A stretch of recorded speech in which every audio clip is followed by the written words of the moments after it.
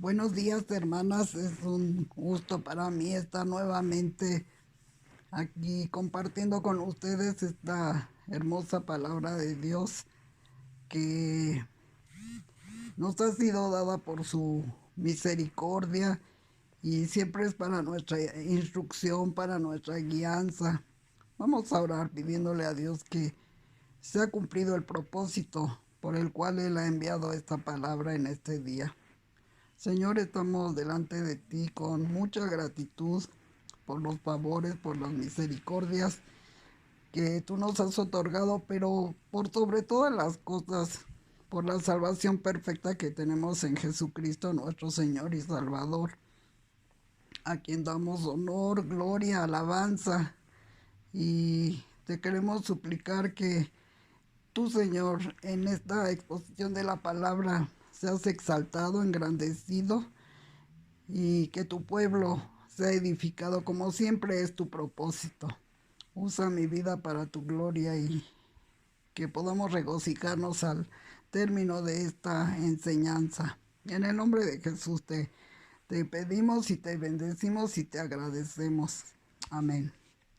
Siguiendo con nuestros temas navideños, donde estamos hablando acerca de las promesas que encontramos en el Antiguo Testamento y cumplidas en el Nuevo. El día de hoy vamos a leer ahí en Miqueas 5 y vamos a leer únicamente 2 versículos. Dice la palabra del Señor: Rodéate ahora de muros, hija de guerreros. Nos han sitiado, con vara herirán en la mejilla al juez de Israel. Pero tú, Belén Efrata, pequeña para estar entre las familias de Judá, de ti me saldrá el que será Señor en Israel, y sus salidas son desde el principio, desde los días de la eternidad. Esta es la profecía y como veremos después dónde se cumple, ahorita vamos a iniciar ya. Y algo muy importante, hermanos, que debemos ver es que hay doctrinas en la fe cristiana que son determinantes. No se puede transigir con ellas ni conciliar con otra forma de pensamiento. Y esta doctrina central es que Jesús, en su tránsito por esta tierra, fue verdadero Dios y verdadero hombre. Hay religiones en donde lo aceptan como Dios, pero no como hombre. Y esto no puede ser así, hermanos. O en otras donde lo aceptan como hombre, pero no como Dios. Y muchas cosas hay que nos pueden afirmar que el Señor fue verdaderamente Dios y hombre. Esta doctrina se llama la unión hipostática. Y la definición de esto es que es la descripción de la unidad entre la naturaleza divina y la humana en la persona única de Jesús. Para comprender esta doctrina dependemos del estudio de estas dos naturalezas y cómo se presentan en Jesús. Y yo creo sinceramente que en esta porción del lugar de su nacimiento están descritas muy bien esas dos naturalezas, que repito, nunca debemos conciliar cuando no se cree en esta doctrina. Hay doctrinas que pues no son tan determinantes. Miren, por ejemplo, si un hermano cree que el arrebatamiento es antes de la tribulación y otro cree que es en medio de la tribulación y otro más aún cree que es al final de la tribulación, no afecta en nada, no son doctrinas centrales, pero en esta doctrina que vamos a ver hoy, sí es determinante, hermanos, sí es determinante. Y acercándonos a nuestro pasaje, vemos que el profeta Miqueas dio su profecía en un tiempo en que el pueblo estaba alejado de Dios y tenían una situación interna deplorable. Ahí nos dice que había mucha injusticia social y de fuera tenían la amenaza de Asiria.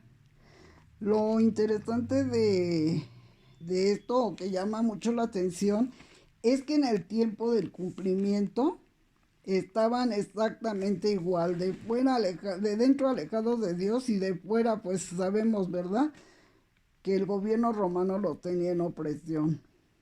Este Nehemías se divide de la siguiente manera: en el capítulo 1 al 3 es un juicio contra Judá y Jerusalén.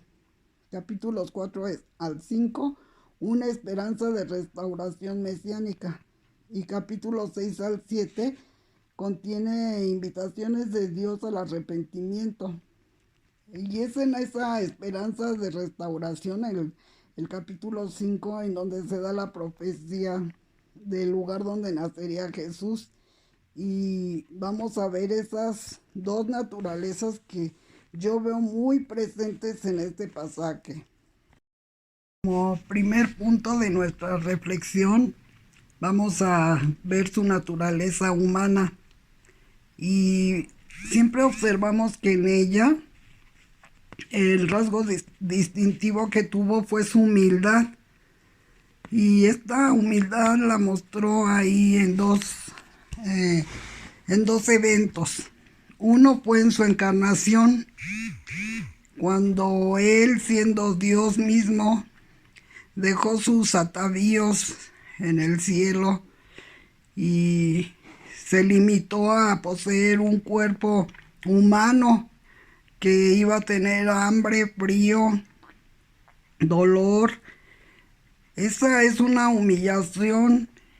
Lo único que estamos seguros que en su naturaleza humana nunca hizo fue pecar. Dice ahí en Hebreos 4, vamos a leer Hebreos 4, del versículo 14 al 16. Dice: por tanto, teniendo un gran sumo sacerdote que traspasó los cielos, Jesús el Hijo de Dios, retengamos nuestra profesión, porque no tenemos un sumo sacerdote que no pueda compadecerse de nuestras debilidades, sino uno que fue tentado en todo, según nuestra semejanza, pero sin pecado. Acerquémonos pues confiadamente al trono de la gracia, para alcanzar misericordia y hallar gracia para el oportuno socorro. Tuvo, repito, todo lo que un hombre tiene, todas las limitantes que él no tenía por qué padecer, pero nunca pecó. Fue lo único que lo distinguió de la raza humana. Él nunca pecó. En Filipenses 2, cuando Dios a través del apóstol está dando un consejo, ¿verdad?, a los seres humanos. Dice así, voy a leer desde el 1, aunque el énfasis está a partir del 4. Dice: por tanto, si hay alguna consolación en Cristo, si algún consuelo de amor, si alguna comunión del Espíritu, si algún afecto entrañable, si alguna misericordia, completad mi gozo, sintiendo lo mismo, teniendo el mismo amor, unánime, sintiendo una misma cosa.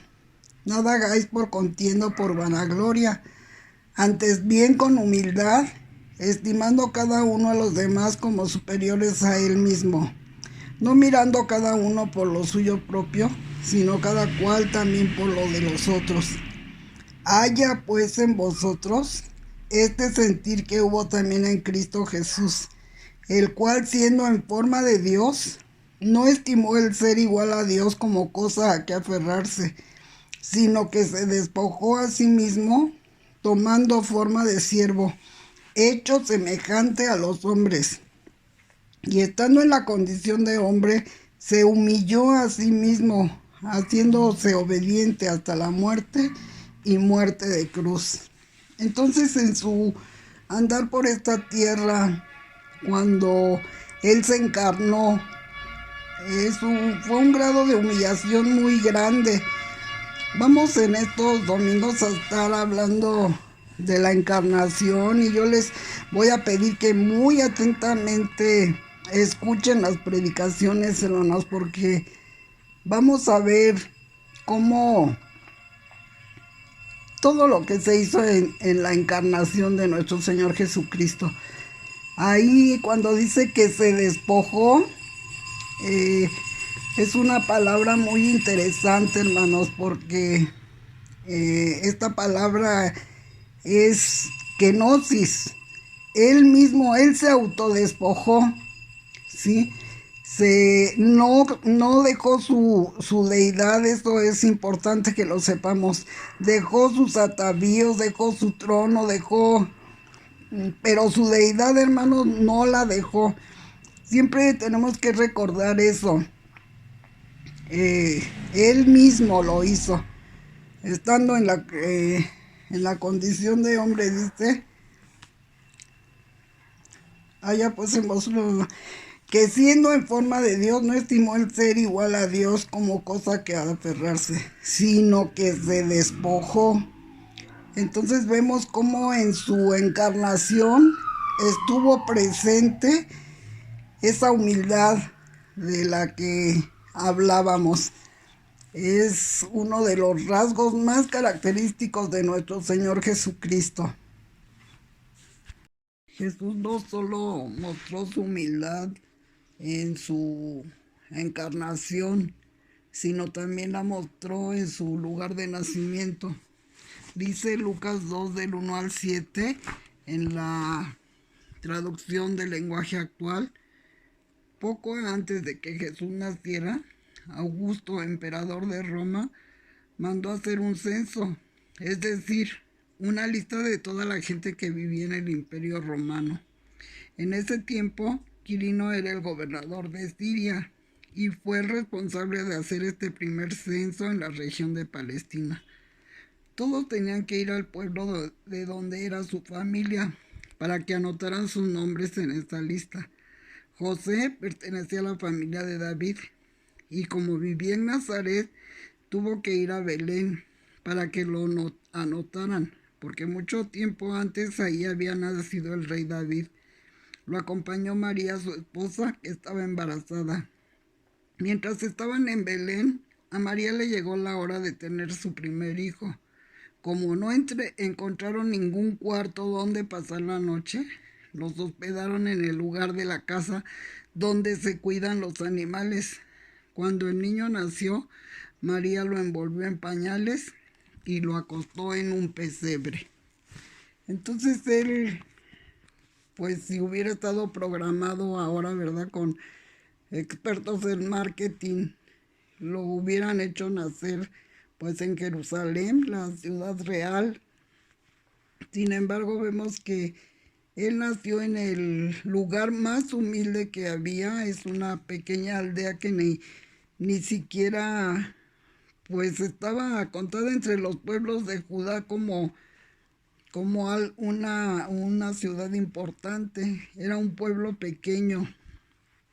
Y todavía más aún, la palabra nos deja ver muy claramente la condición en la que nació el Señor. No hubo un lugar para ellos digno, ¿verdad?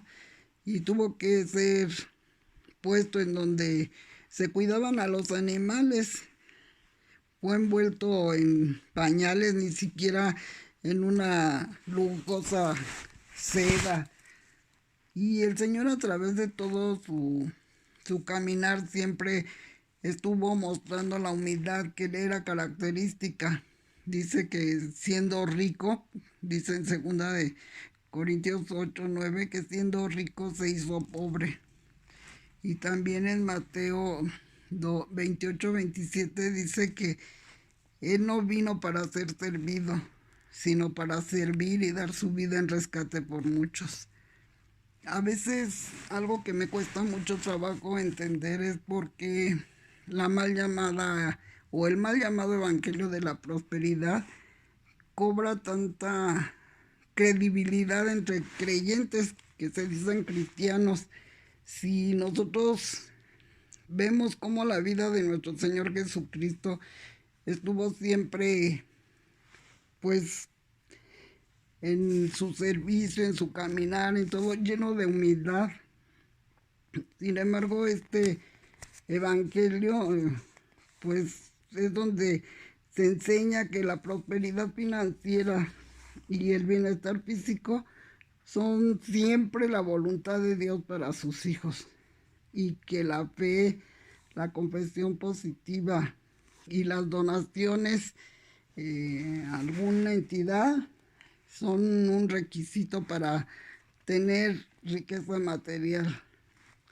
Y esto, repito, cobra mucha credibilidad entre el pueblo cristiano, pero qué importante es que nosotros recordemos en su humanidad el Señor Jesucristo nos mostró siempre ese deseo de servir, ese deseo de ayudar, ese deseo de hacer bien al hombre, sobre todo, hermanos, sobre todo en su sacrificio.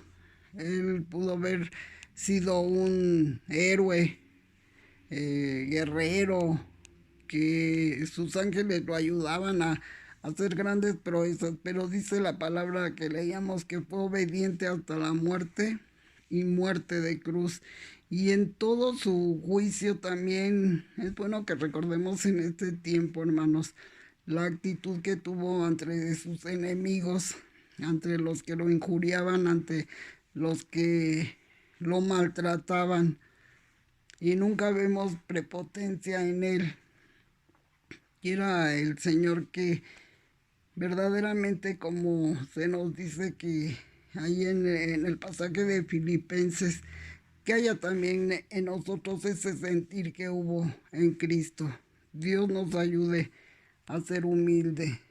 Entonces, recapitulando, en su humanidad, la vemos con ese rasgo tan profundo de humildad, primero en su encarnación, pero también en el lugar de su nacimiento. Veamos ahora su naturaleza divina.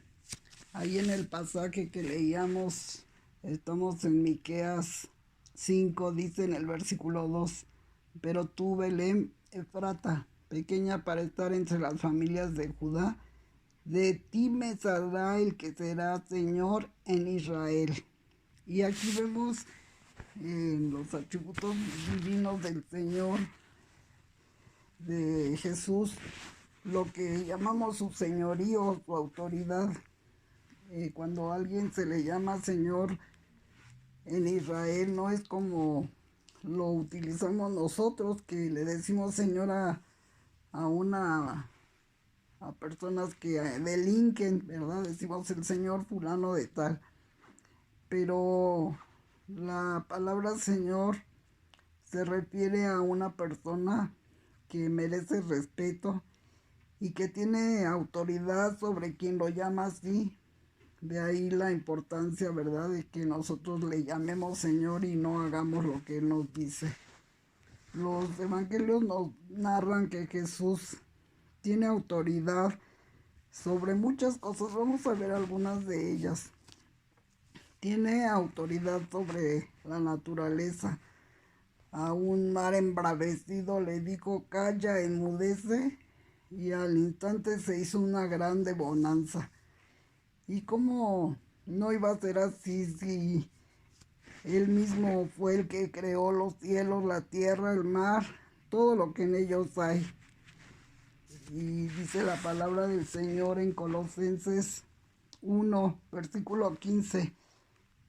Él es la imagen del Dios invisible, el primogénito de toda creación, porque en Él fueron creadas todas las cosas, las que hay en los cielos y las que hay en la tierra, visibles e invisibles, sean tronos, sean dominios, sean principados, sean potestades.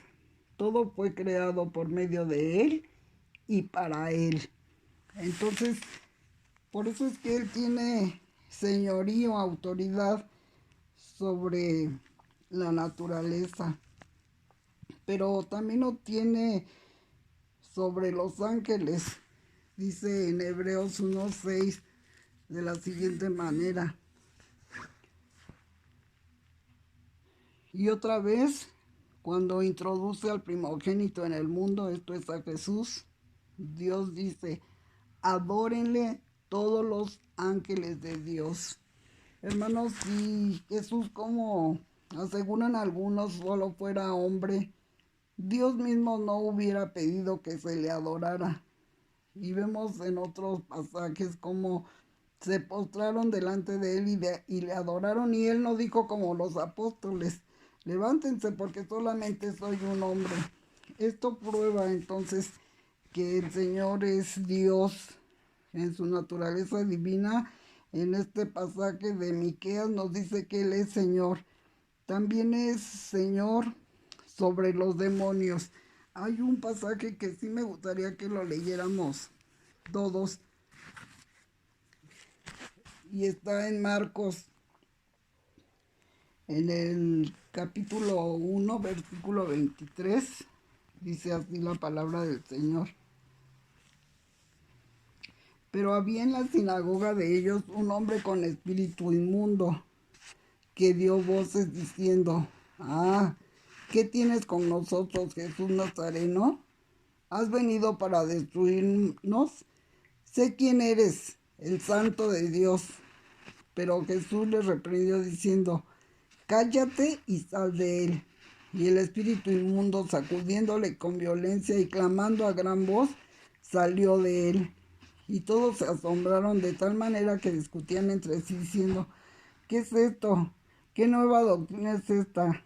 Que con autoridad manda aún a los espíritus inmundos y le obedecen. Y muy pronto se difundió su fama por toda la provincia alrededor de Galilea. El Señor, con toda su autoridad, pudo decir, cállate, y salió de él. Algo que llama la atención es que ese espíritu no decía cosas que no eran ciertas. Decía que Jesús Nazareno ha venido para destruirnos. Sé quién eres, el Santo de Dios. El espíritu sabía delante de quién estaba. Y ese señorío también está sobre la muerte. Le dijo a Lázaro, Lázaro, sal fuera, y se levantó de la tumba. También tiene autoridad para hacer juicio. Sabemos también que va a haber un tiempo en el cual todos van a reconocer que Jesús es el Señor. Dice en el pasaje de Filipenses, por lo cual Dios también le exaltó hasta lo sumo y le dio un nombre que es sobre todo nombre, para que en el nombre de Jesús se doble toda rodilla de los que están en los cielos y en la tierra y debajo de la tierra, y toda lengua confiese que Jesucristo es el Señor, para gloria de Dios Padre. Entonces, lo importante, hermanos, sí reconocemos que Jesús es Señor en su divinidad, pero la pregunta que pudiéramos hacer en esta hora es, ¿vivimos bajo el señorío de Cristo? Yo he escuchado personas que dicen, Él es mi Salvador, y pues todavía no es mi Señor, pero Él es mi Salvador. Hermanos, esto no es así. Si es nuestro Salvador, también debe ser nuestro Señor. Y es importante que reconozcamos, si el pago que dio por nosotros fue tan alto, Él tiene que ser el Señor de nuestras vidas. Otro atributo de la divinidad de nuestro Señor Jesucristo que se ve reflejado en este pasaje de Miqueas 5 es que dice que sus salidas son desde el principio, desde los días de la eternidad. Este otro atributo es su eternidad. Entendemos que la eternidad es una dimensión distinta a la que conocemos, sin pasado, sin futuro. O sea, es un eterno presente. Jesús no tiene un inicio de, de existencia. Dice la palabra del Señor ahí en San Juan 1:1 que en el principio era el verbo. Vamos a leerlo para recordar. Dice, en el principio era el verbo, y el verbo era con Dios, y el verbo era Dios. Este principio sabemos que no es que hubo un comienzo, sino que Él siempre ha existido. Dice, este era en el principio con Dios. Todas las cosas por Él fueron hechas, y sin Él nada de lo que ha sido hecho fue hecho. Entonces, tuvo un inicio nuestro Señor Jesucristo en cuanto a su humanidad, pero Él es eterno, como bien lo señala aquí Miqueas.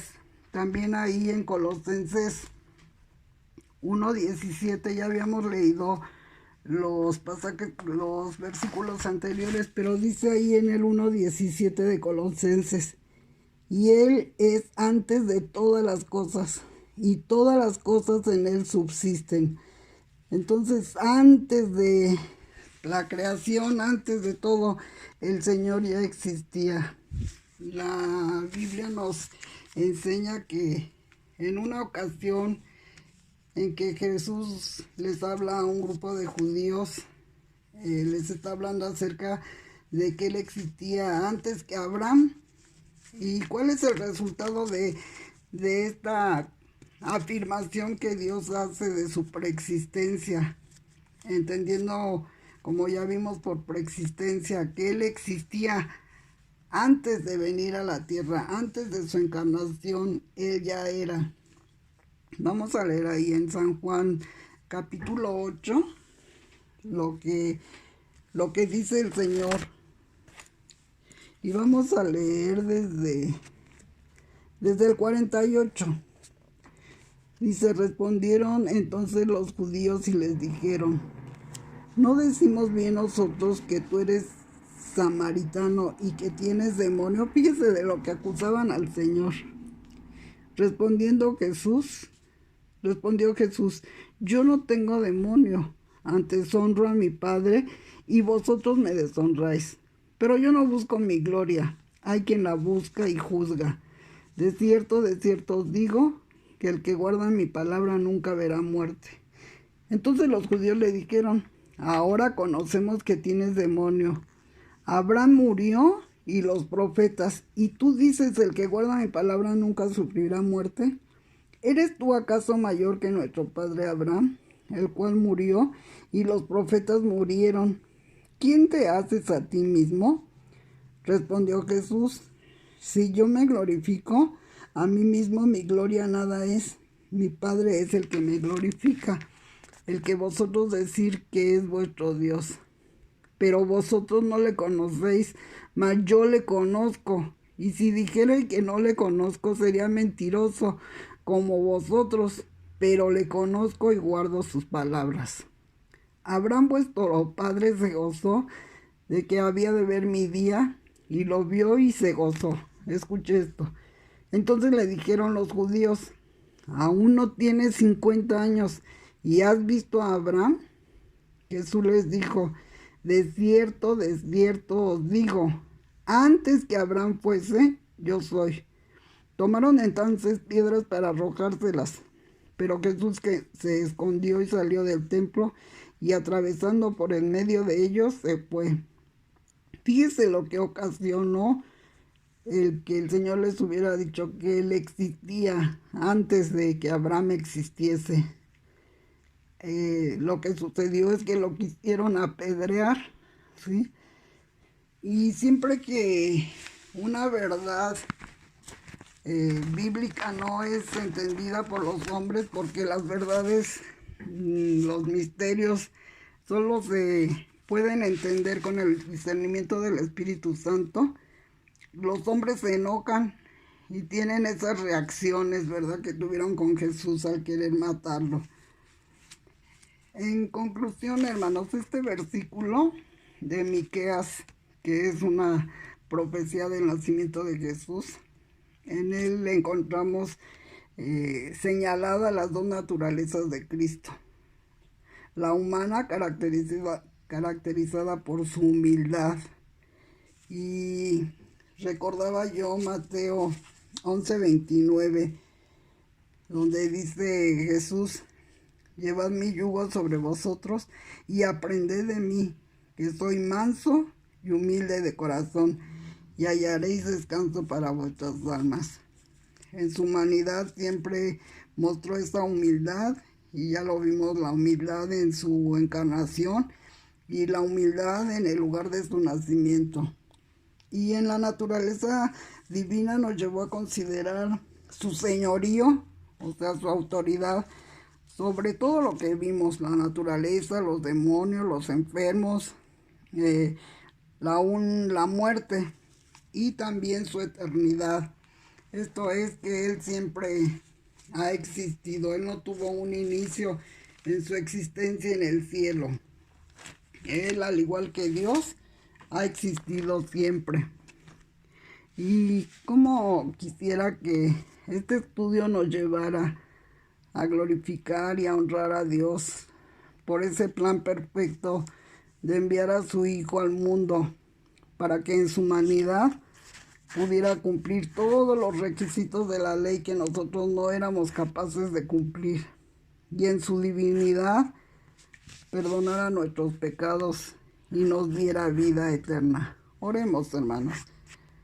Gracias, Señor, te damos en esta hora por habernos permitido estudiar tu palabra, y agradecerte sobre todas las cosas, Señor, el que tú nos hayas salvado, el que tú hayas venido a esta tierra en forma de humano y hayas tenido misericordia de nosotros.